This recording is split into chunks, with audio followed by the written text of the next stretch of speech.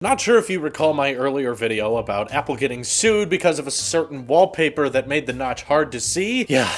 That one. Yeah, well, things just got a whole lot worse because of this latest lawsuit, and I'm debating making this a legitimate series on my channel. What did Apple get sued for today? Or, actually, it's happening too fast. What did Apple get sued for in this very hour? Today, we're gonna be talking about one because a certain New York resident is deciding to sue Apple because they don't know how two-factor authentication works. Throughout the lawsuit, making wild claims and wild accusations that don't take a genius to disprove. It really isn't that hard to say, there's a problem here. And on top of that, they're getting sued for trying to protect your information. While every other day we find about some iOS bug or some issue, this guy's saying, how dare Apple try to secure my information? But regardless, we'll get into all the nitty-gritty details right now. Let's begin.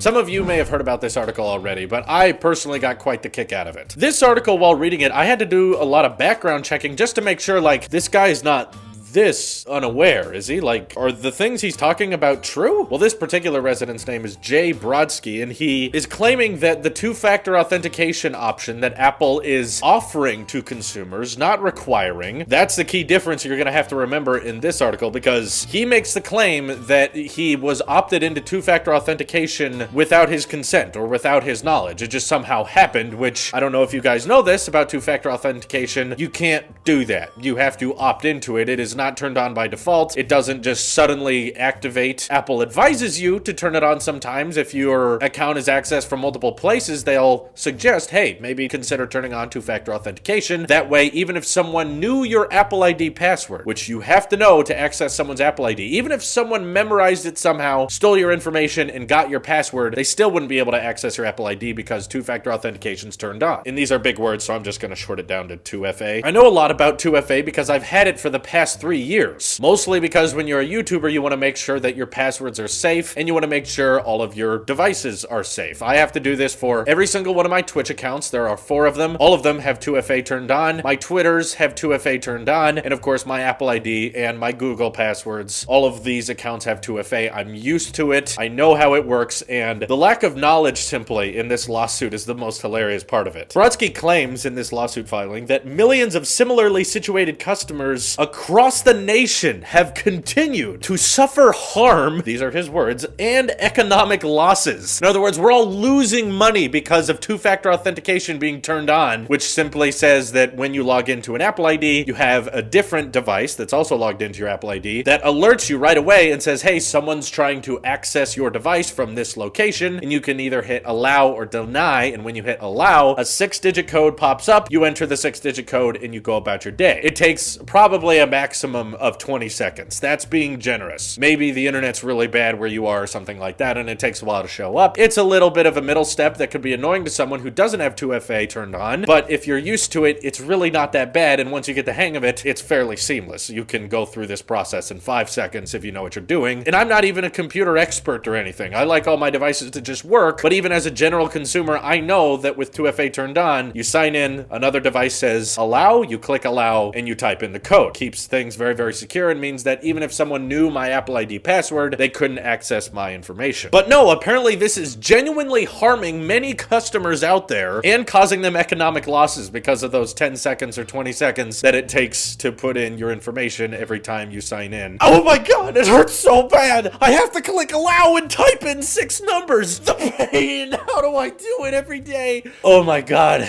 And the 20th century thinks they had it hard. No, us in the 21st century, we have to enter our password and a 6-digit code. It's literal torture. How can we survive? And then, of course, the economic losses, because every time we sign in with 2FA, obviously it charges our bank account $10,000. I know, it's kind of weird, right? I forgot this is the internet. I have to clarify. That was sarcasm. That was a joke. That wasn't real. 2FA is absolutely free of charge, and it's optional. I don't understand how someone could have economic losses. Are you in the middle of an eBay bidding war, but you need to sign in and set up your new iPhone really quickly? So once 2FA asked for you to confirm from a different device that this is you lost your bidding war, and now you can't buy that oh-so special Lego Star Wars collection. I don't know what you're buying on eBay, but how on earth does 2FA cause you economic loss? I don't get it. I was checking the stock price, and I didn't know what it was because of 2FA. Those 20 seconds cost me my life. I lost millions of dollars in seconds. Try investing in Apple right now. Maybe it'd make some more money. So in a support document, Apple has mentioned that if you already use two-factor authentication, you can no longer turn it off, mostly because certain features in the latest versions of iOS and macOS require an extra level of security, which is designed to protect your information. Oh, we're so sorry we tried to protect your information. And then the real funny part. This one is quite mind-boggling, and it makes me wonder how this lawsuit is even getting attention. It's probably getting attention because of how dumb it is, but Brodsky claims that 2FA is required each time you turn on a device. No,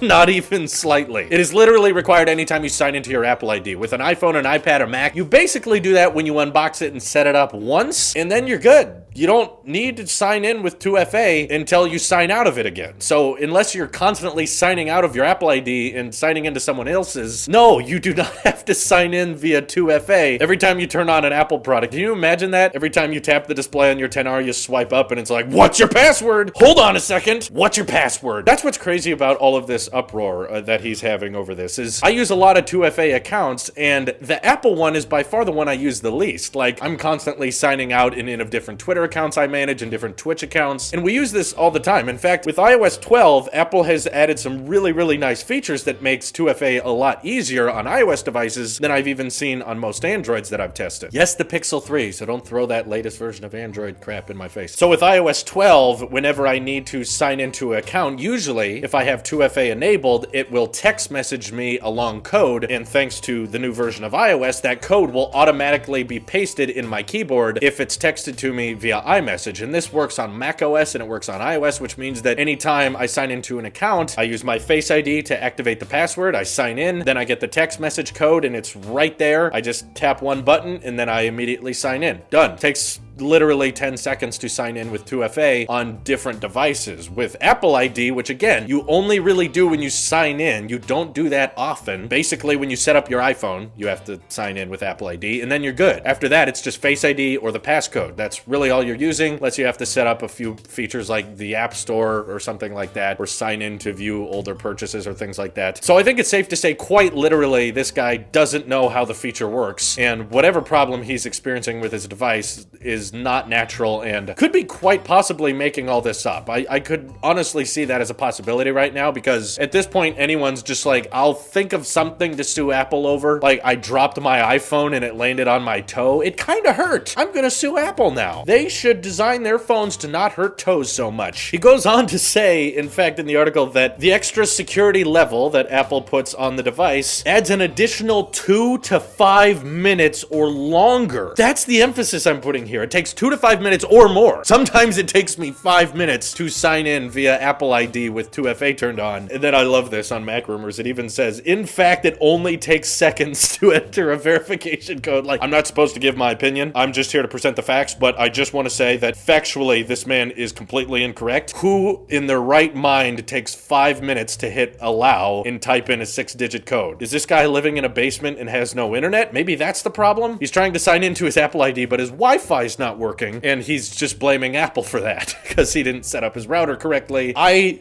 don't know, and I really wish I had more context to present it to you, but I just find this whole lawsuit hilarious, and somehow people just found a way to top the last lawsuit about the notch in the wallpaper. Like, I'm gonna sue Apple because they tried to make the phone look good in a billboard. Now with this, it's like, Apple's trying to protect my information. I didn't read a certain prompt that asked me if I wanted to turn on 2FA, so I turned it on by accident. I had 2 weeks to turn it off, and I didn't. It takes me 5 minutes or more to sign in, and I have to sign in every time I open my Apple products. No, none of this makes sense. In fact, from what it sounds like, I think he just has Wi-Fi problems and the phone is constantly asking him to sign in. Maybe he just doesn't know his password or something like that. I don't know. But please feel free to let me know what you think about all this down in the comments below. I know this is not incredibly tech related or news related. It's just kind of funny and I enjoy reading it. So it was quite satirical and I genuinely thought I was reading The Onion for for a second. Anywho, thank you guys for watching, and I also like to remind you, if you like listening to podcasts, we're uploading podcasts to our own Talos of Tech podcast, link in the description, and if you want to join the conversation and talk with me on a more regular basis, feel free to join our public Discord server. Once again, link in the description. This is your Apple Shape here, and I'll see you in the next one. Bye-bye.